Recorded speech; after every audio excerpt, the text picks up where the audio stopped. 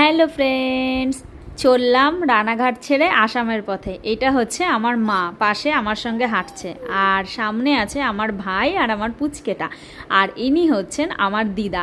আমাকে সবাই এগোতে চলে এসেছে। এখন বাজে রাত 12:30। রানাঘাট থেকে ট্রেন ছাড়বে রাত 1টার সময় হামসাফার এক্সপ্রেস। তো আমি ওই ট্রেনটাতেই যাব।